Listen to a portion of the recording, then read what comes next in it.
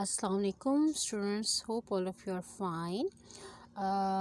Today we are going to start our next topic, that is capacitors and capacitance. But before that, we just want to have a recall of the topics which we have learned previously. In this chapter we have studied about the charges at rest, then what is the effect of those charges, then what is the electric field and its electric field intensity. कि charges की surrounding में एक specified area होता है जहाँ तक अगर कोई भी दूसरा चार्ज हम लेके आते हैं तो वो एक इफेक्ट उसका फील करता है, उसके ऊपर एक फोर्स अप्लाई होती है, right. That is known as electric field and its intensity. Then you have studied about the electrostatic potential.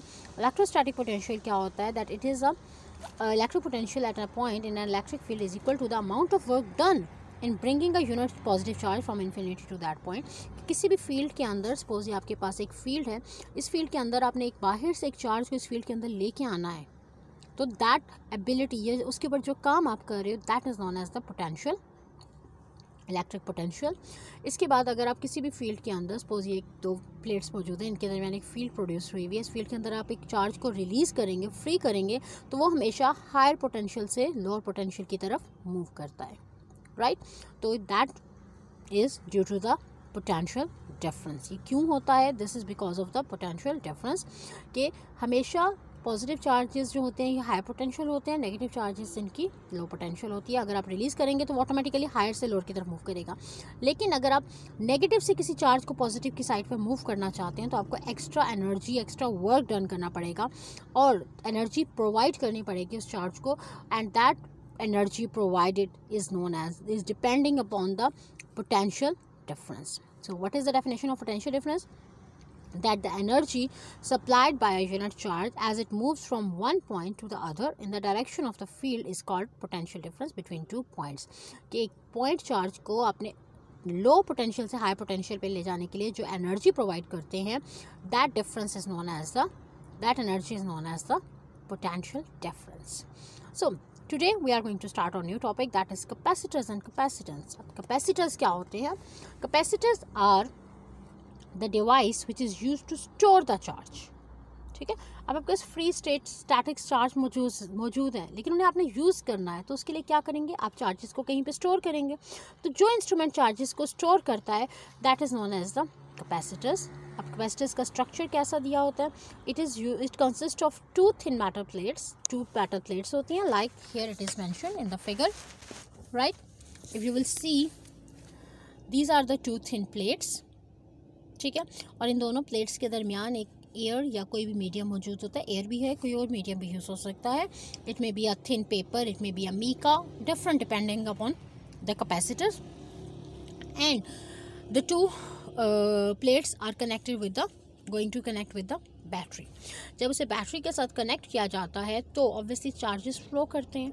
अब क्योंकि बैटरी का यहाँ से इलेक्ट्रॉन मूव करेंगे, नेगेटिव चार्ज मूव करेंगे, तो उसकी वजह से यहाँ पे ए के ऊपर सारा का सारा पॉजिटिव चार्ज स्टोर हो जाएगा, जमा हो जाएगा. और क्योंकि यहाँ पे पॉजिटिव चार्ज है तो म्यूचुअल इंडक्शन, जो आप ऑलरेडी टॉपिक पढ़ चुके हैं, उस म्यूचुअल इंडक्शन की वजह से यहाँ पॉजिटिव चार्ज होने की वजह से ऑटोमेटिकली जो उसके सामने प्लेट है वहाँ पे कौन सा चार्ज प्रोड्यूस हो जाएगा? Negative charge. अब बी प्लेट पे नेगेटिव चार्ज मौजूद है, ए प्लेट पे पॉजिटिव चार्ज मौजूद है. Opposite charges attract to each other. तो इस वजह से ये दोनों प्लेट्स जो हैं वो एक दूसरे के साथ बाउंड हो जाएंगी, इन दोनों की एक दूसरे के साथ स्ट्रॉन्ग बॉन्डिंग बन जाएगी और चार्ज जो है वो ज़्यादा अरसे के लिए इन प्लेट्स के ऊपर स्टोर रह सकेगा. आपने कहीं पर भी यूटिलाइज़ करना है वो आप ईजीली इसको यूज़ कर सकते हैं. और इन दो प्लेट्स के दरमियान जो मीडियम यूज़ हो रहा है, दैट मे बी एयर और any other material, that is known as the dielectric. क्या कहलाता है? डाई इलेक्ट्रिक, ठीक है. और इसके साथ ही जो इसकी एबिलिटी, ये हमने इसके ऊपर स्टोर चार्ज तो स्टोर कर दिया, ठीक है. अब चार्ज को स्टोर करने के बाद अगर हम कितना चार्ज स्टोर होता है, that depends upon the potential difference across the plates. So Q is directly proportional to V, कि दोनों के दरमियान जितना ज़्यादा पोटेंशियल डिफरेंस होगा उतना ज़्यादा अमाउंट ऑफ चार्ज उसके ऊपर स्टोर हो सकेगा. तो प्रोपोर्शनैलिटी सिंबल को हमेशा रिप्लेस किया जाता है equality and a constant. So here the capital C is used which is the constant of proportionality and called the capacitance of the capacitor. ये आपके पास आपका जो कैपेसिटर है उसकी कैपेसिटेंस कैलकुलेट करने के लिए होता है, ठीक है.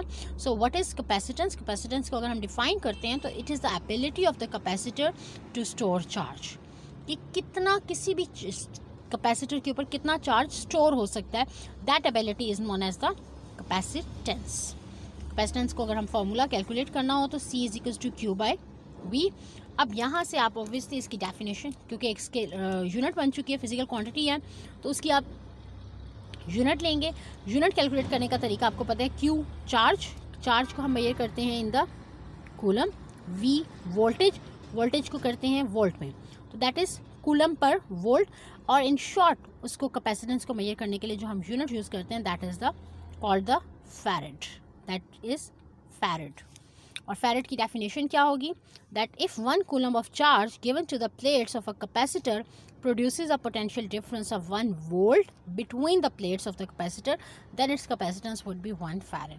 कि अगर दो प्लेट्स के दरमियान 1 कूलम चार्ज प्रोड्यूस्ड होता है, प्लेट्स पे स्टोर होता है, और कितने पोटेंशियल डिफरेंस की वजह से, 1 वोल्ट पोटेंशियल डिफरेंस की वजह से, इसका मतलब है कि उस कैपेसिटर की कैपेसिटेंस कितनी है, 1 farad.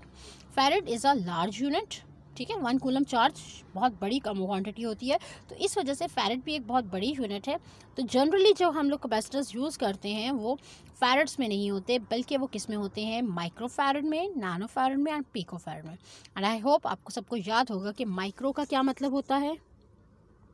Micro mean, think about it, then you have nano and then you have pico, ठीक है।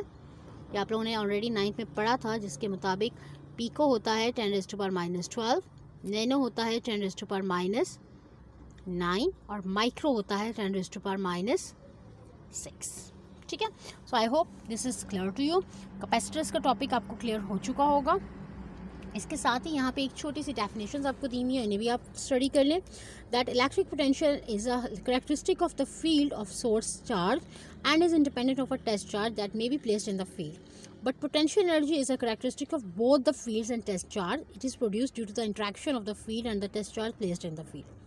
तो इलेक्ट्रिक पोटेंशियल और पोटेंशियल एनर्जी का डिफरेंस उन्होंने बता दिया कि इलेक्ट्रिक पोटेंशियल जो है ये एक फील्ड का करेक्टरिस्टिक है। जैसे आपके पास एक चार्ज मौजूद है, सपोज ये आपके पास चार्ज है, तो ये जो इसकी फील्ड होगी, अब इसके अंदर क्या इफेक्ट हो रहा है कि हम जो बेशक कोई भी टेस्ट चार्ज लेके आते हैं, लेकिन इस फील्ड की जो स्ट्रेंथ होती है that is called the electric potential, ठीक। लेकिन जब हम एक टेस्ट चार्ज इसके अंदर लेके आते हैं, जिसे हम इसकी साइड पे मूव करते हैं या इसके अवे लेके आते हैं इस फील्ड के अंदर, तो जो इफेक्ट पे चेंज होता है, ठीक, हमने उस टेस्ट चार्ज को मूव करना है। सपोज ये मेरे पास एक टेस्ट चार्ज है, इस टेस्ट चार्ज के ऊपर जो मूव करना है, इस फील्ड के अंदर जितना मूव करना है, उसके लिए जो एनर्जी रिक्वायर्ड होती है that is known as the potential energy. So I hope the topic is clear to you. इसके साथ ही इसके न्यूमेरिक एग्जाम्पल्स भी आप साथ साथ करेंगे। You have the capacitance of a parallel plate capacitor is 100 microfarad, ठीक है, ये आपको 100 माइक्रोफैरड दे दिया गया है, तो इस mean it is the capacitance का सिंबल C होता है, ठीक। If the potential difference between its plates is 50 volt, तो potential difference mean you have V, symbols आपको याद होने चाहिए। Find the quantity charge on the store, तो आपने क्या चीज़ फाइंड आउट करनी है, Q। डायरेक्ट सा फॉर्मूला है, Q is equals to CV। Formula में आप वैल्यू सब्स्टिट्यूट करेंगे, आप सॉल्व कर लेंगे। लेकिन इंपॉर्टेंट चीज़ क्या है, that capacitance is given in micro farad, तो माइक्रो को आपने सबसे पहले चेंज करना है into the farad and then you are able to do it. So I hope so you can easily solve this question, ठीक है। आप इसको कंप्लीट करेंगे और नेक्स्ट टॉपिक इंशाल्लाह we will do the by tomorrow. So I hope the topic is clear to you and if you have any query you can ask me anytime, ठीक है। और इसे साथ साथ लर्न करें ताकि आपकी ये प्रिपरेशन जो है बोर्ड के पॉइंट ऑफ व्यू से होती जाए। All the best students.